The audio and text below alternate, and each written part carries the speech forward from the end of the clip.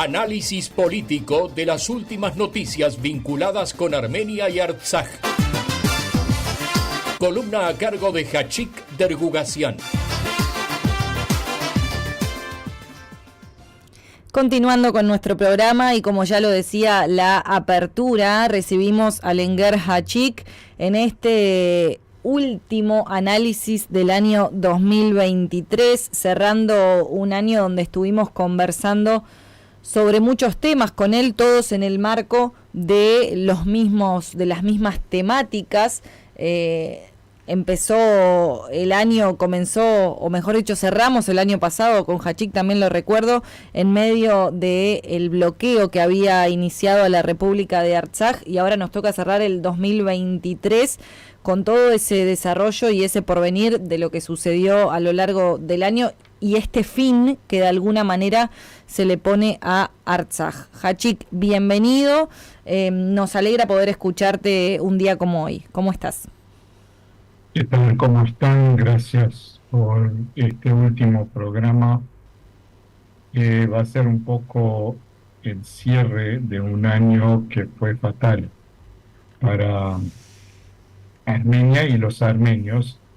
Si bien desde el gobierno de Armenia la perspectiva podía ser un poco distinta. Pero déjame empezar, ir atrás, ¿no? Bien atrás. Ir en este año que fue un punto de inflexión también para la diáspora, que es 1988. Febrero de 1988, cuando empezó el movimiento Karabaj.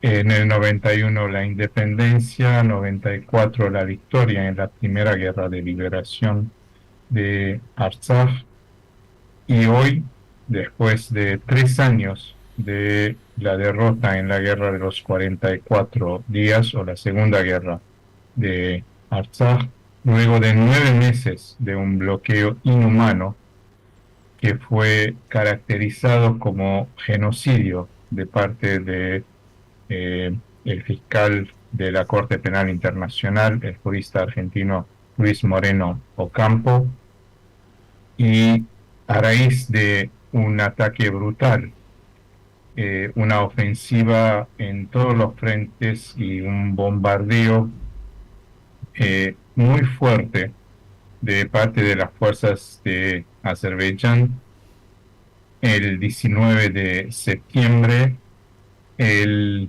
presidente de Artsaj, quien había asumido una semana antes, un poco más, 10 días antes, las funciones, declaró nula o disolvió, mejor dicho, lo que fue un Estado no reconocido internacionalmente, pero un Estado que en los pasados 35 años construyó sus instituciones, tuvo una vida democrática y fue un tema en la agenda internacional. Fue un tema porque existía un contexto internacional, el Grupo de Minsk, donde se debatían el futuro de Artsaj.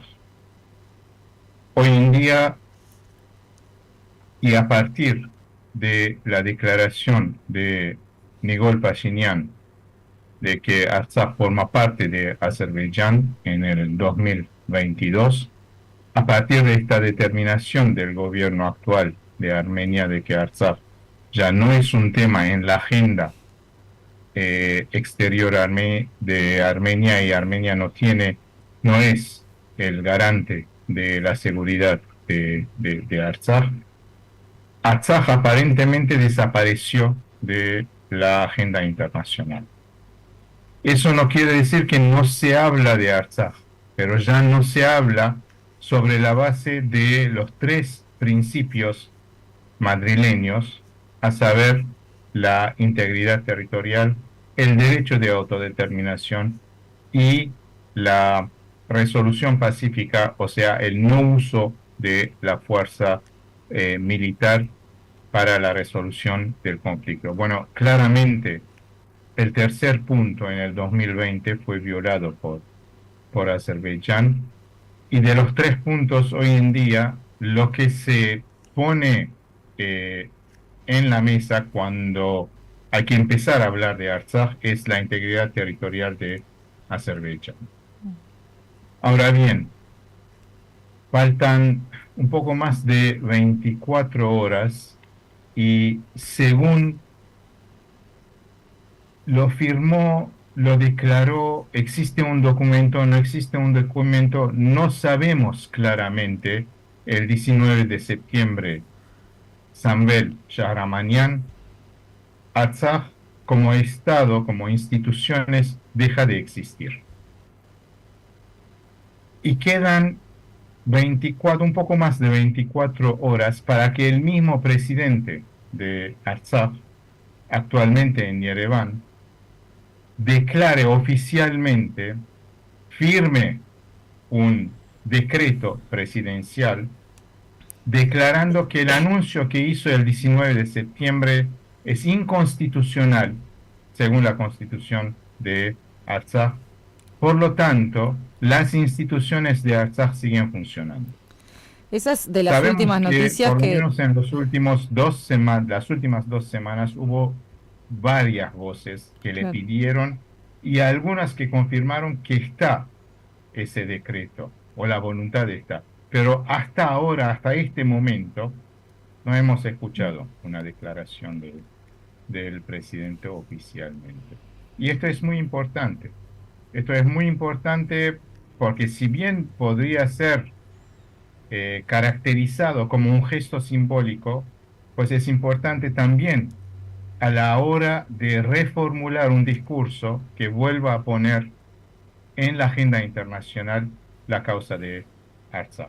Entonces, primera reflexión, terminamos el año, quedan 24, un poco más de horas, y la gran pregunta es si en estas horas que vienen vamos a escuchar, vamos a ver un decreto presidencial que declare nulo lo que el 19 de septiembre dijo, anunció, se acordó, firmó, no sabemos bien, Sanvel Shahramani. Esta es una primera reflexión. La segunda reflexión es, más allá de lo que pase a ese nivel, me refiero a nivel de la dirigencia de Artsaj, la pregunta es, ¿qué representa Artsaj para la diáspora? Esa diáspora que, por lo menos desde la guerra de los 44 días, no ha demostrado aún una capacidad de repensar una actitud no muy activa como un conjunto, como el conjunto de la presencia armenia internacional, reaccionando a lo que pasa en Armenia. Bueno, es un tema aparte que creo que el año que viene vamos a volver a hablar en varias oportunidades, ¿no? La necesidad de una reorganización de la diáspora, un repensar, digamos, la movilización política que fue una realidad antes de 1988 y quizás hasta 20 años atrás. Por lo menos durante el movimiento de Garapaz, durante eh, el terremoto en Armenia y la independencia de Armenia. El rol de la diáspora fue trascendental en el sentido de poner tanto el tema de Artsaj como Armenia independiente en la agenda internacional. Cuando digo trascendental, no quiero decir que la diáspora hizo esto, pero sí fue un factor muy importante, cuya importancia estratégica no fue reconocida como tal en la práctica por la política exterior armenia, independientemente del gobierno de turno.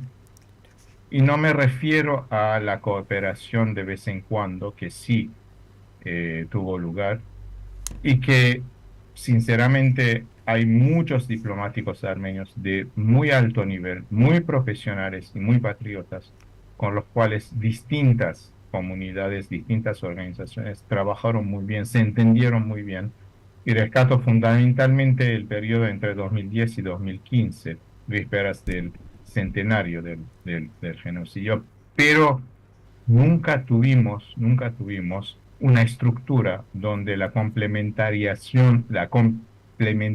perdón, entre la diáspora y la política exterior de Armenia eh, se refleja en una estructura. Es un gran tema, ¿no? Que creo que hay que volver, hay que pensar, hay que planificar para el futuro. Ahora bien, ¿qué representa Artsaj eh, que no existe, entre comillas, hoy en día para la diáspora? Pretender hablar en nombre de Artsaj es imposible para la diáspora, al menos que nos creamos, digamos, representantes de Artsaj, lo cual no somos. En otras palabras, mucho y en primer lugar depende fundamentalmente de lo que van a decir, lo que va a decir la dirigencia de Artsaj y los propios Artsakhi. Pero más allá de eso, para la diáspora, ¿qué representa? ¿Cómo lo podemos formular en una agenda de la diáspora? Algo que espero que en algún momento puede surgir, ¿no? Para movilizar de vuelta toda la diáspora, el tema de Artsaj.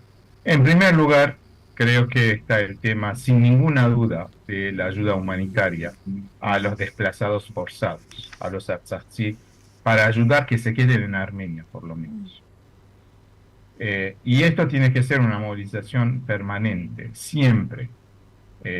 No de un día para el otro, no, digamos, en una oportunidad en una oportunidad que se presenta. Una ayuda permanente.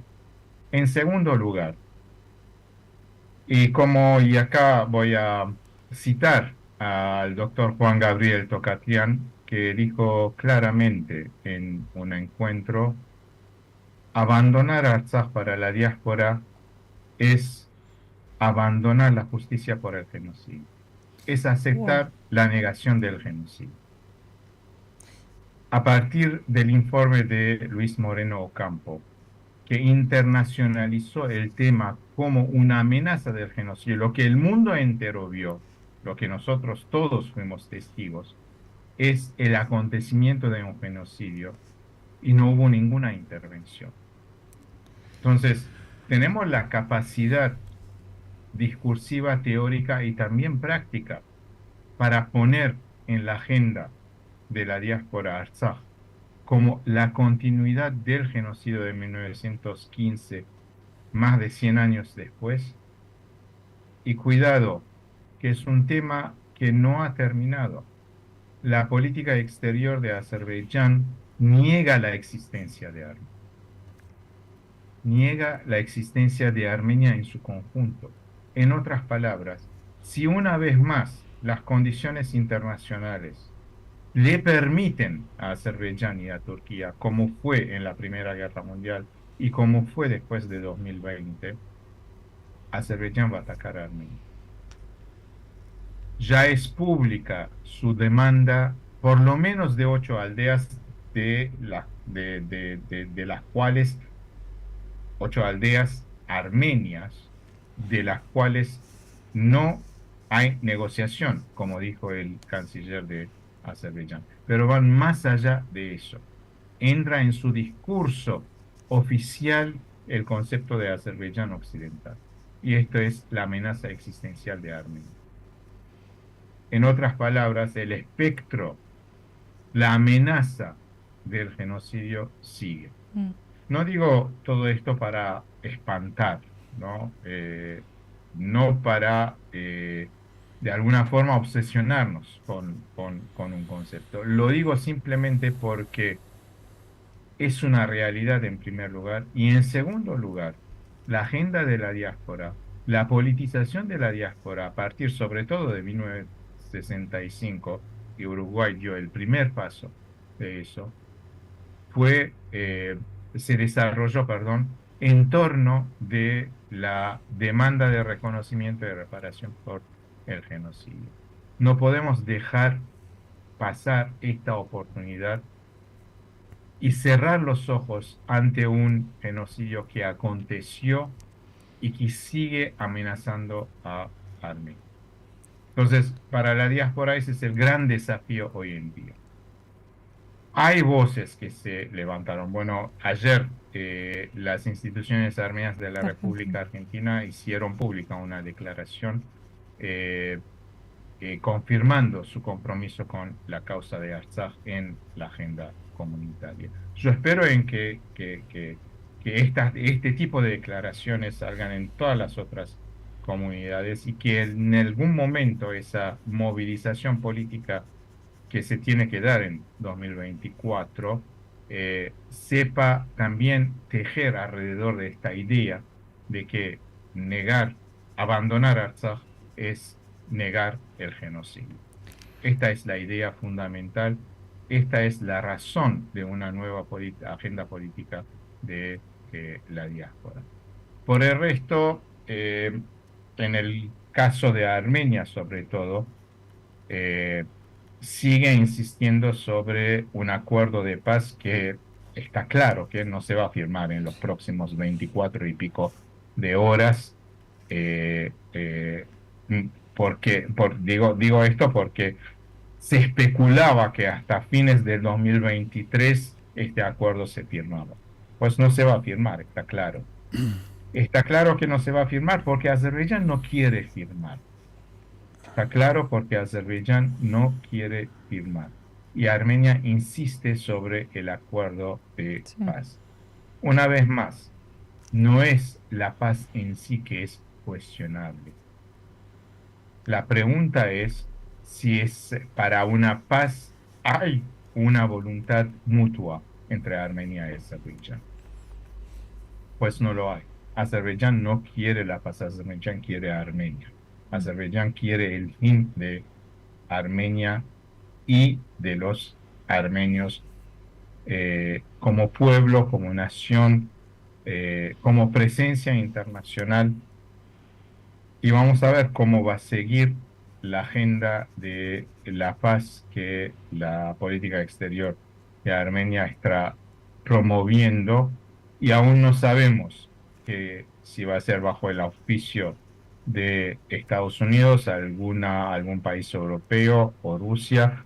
Por ahora es simplemente una mesa de negociaciones que se estira, y repito una vez más, porque Azerbaiyán no quiere paz, Azerbaiyán quiere Armenia.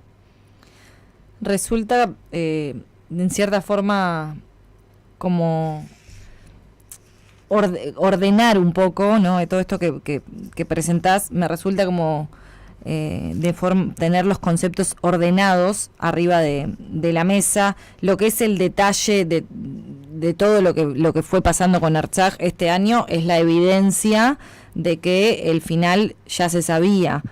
Vos comenzaste hablando de 9 meses de un bloqueo inhumano, el fin, tras haber ignorado esos 9 meses, era este, y ahora es peligroso pensar que también se está hablando de que lo mismo podría suceder con Armenia. Me quedo con esto que hablabas de la diáspora, Hachik, de los ejemplos concretos donde la diáspora le ha tendido la mano a Armenia y a Artsaj y los resultados han estado a la vista.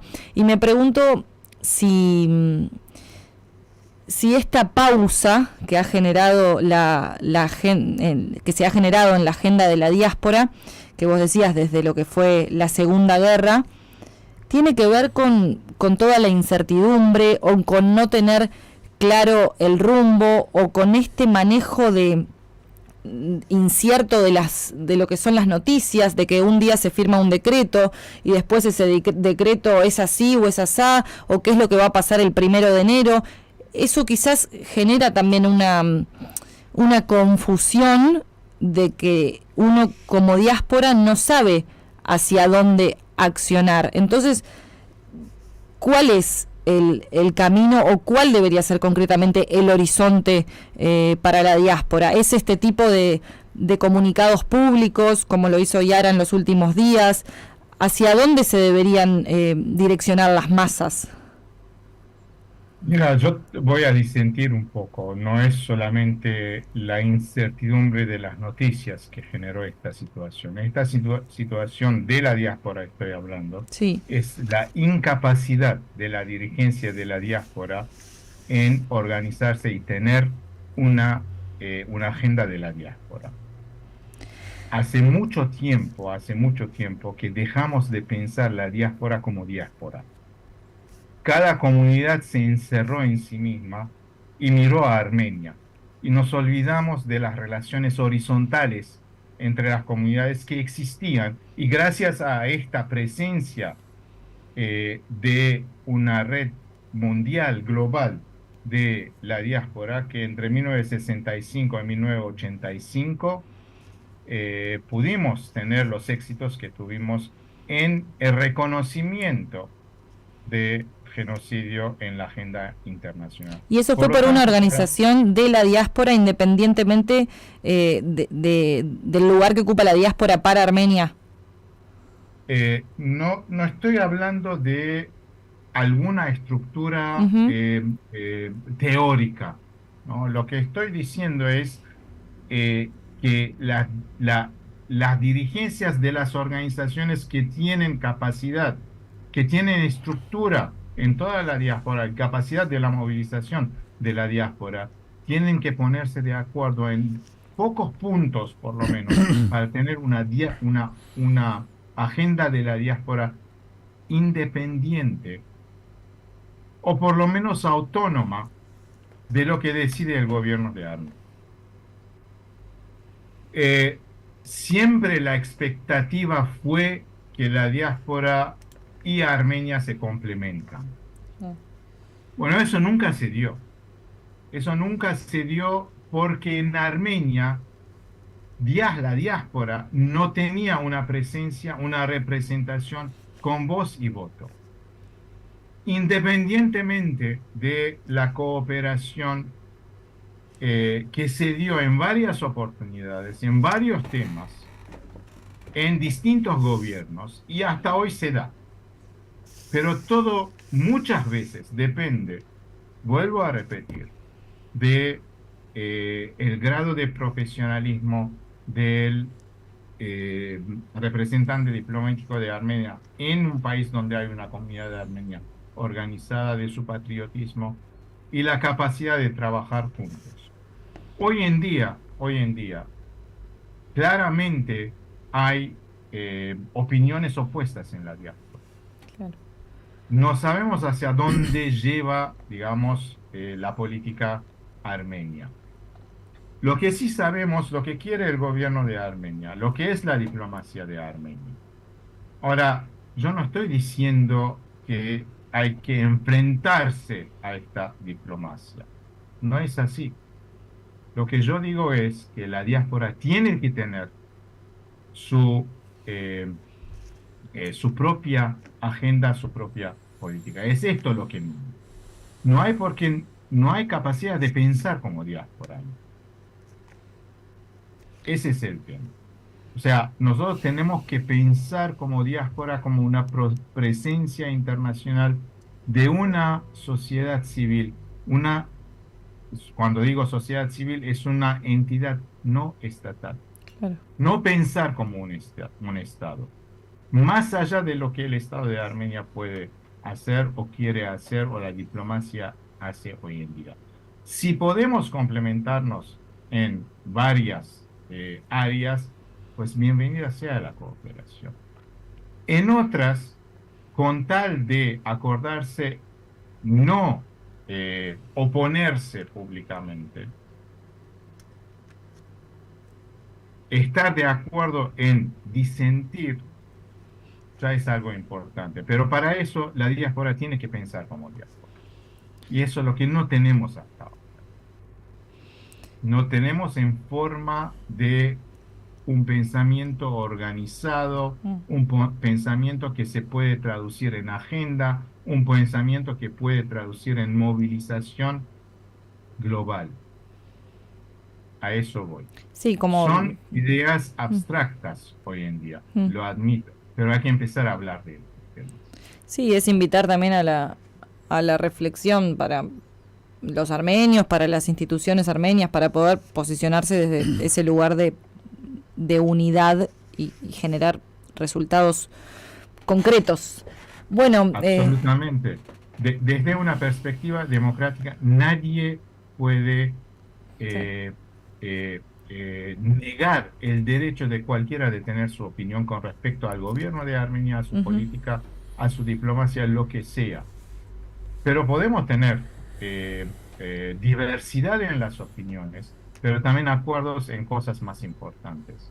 Acuerdos que se traduzcan en agenda política, en agenda de movilización, en agenda también quizás en temas tan trascendentalmente importantes para la diáspora, como es la educación, como es el idioma. Me van a decir que son temas que ya existen en las agendas comunitarias. Sí, ya lo sé, pero sabemos en qué estado están. claro. Doy un ejemplo concreto, quizás no tiene nada que ver con lo que estamos hablando, pero es importante para que desde la diáspora sepamos el potencial que tenemos y no usamos. Hay un gran debate en Armenia en torno de un libro del 7º grado, creo que en Armenia, de historia del pueblo armenio, donde hay una tergiversación de los hechos. Bueno, un gran debate. Ahora, si uno va en las redes sociales, ve también que hay varios historiadores armenios en la diáspora que forman parte de este debate, opinan, lo cual está bien. Ahora, mi pregunta es, ¿dónde está la organización que va a convocar a los historiadores armenios o de origen armenio en la diáspora a pensar preparar libros de historia del pueblo armenio para las escuelas de la diáspora? Ahí yo creo que hay un tema que por lo menos se puede discutir. Entonces, esa es, digamos, cuando yo digo que la diáspora tiene que tener una agenda independientemente de lo que pase en Armenia, tiene que tener su agenda, es en primer lugar, confirmar que la diáspora está aquí y se va a quedar aquí. O sea, hay una diáspora que va a seguir. Y en segundo lugar, que tiene un potencial el ser armenio que no está explotado, no está pensado. En el siglo XXI lo tuvimos en el siglo pasado. Y sobre la base de que esta capacidad de movilización que tuvimos en el pasado, hoy en día tenemos que recrear. Estas son las ideas de reflexión. Y una cosa más, es importante a tomar en cuenta. Muchas veces, y muy equivocadamente, se habla de que, o se opone, mejor dicho, la reflexión y la acción. Y no es así. No hay acción sin reflexión. Porque una acción sin reflexión es una acción que no está estratégicamente orientada. Actúa por impulso y no hay un pensamiento crítico. Hoy en día lo que faltó también a la diáspora fue este pensamiento crítico. Y jamás un pensamiento crítico queda en la lujuria de ser pensamiento nada más. Se traduce en acción, se traduce en una agenda política. Entonces, que no vengan aquellos que ustedes saben muy bien, ¿no? Josil, Corzel, todas estas oposiciones que no tienen ningún sentido, Siempre hubo complementariedad entre la reflexión y la acción. Lo que faltó últimamente es una reflexión de la diáspora para la diáspora y su traducción a una agenda estratégica. Eso faltó, a pesar de todo lo que pasaba, ¿no? Y fuimos testigos. Bien, Hachik, gracias por compartir estos minutos, por compartir este año, con nosotros, por presentar estos temas que también nos interpelan y capaz que no forman parte directa de lo que hemos conversado todo el año. Si bien siempre aparece el tema de la diáspora, estuvo bueno haberle dedicado un tiempo a este desarrollo. Resta desearte Llenorabor Nordarí y Surbzenunt, y será por supuesto hasta el año que viene. Los mejores deseos para ti de parte de todo el equipo de Gomidas. Gracias, y yo digo en nombre, yo digo lo que un gran escritor en un cuento famoso dijo, ¿no? Hayun Nordari.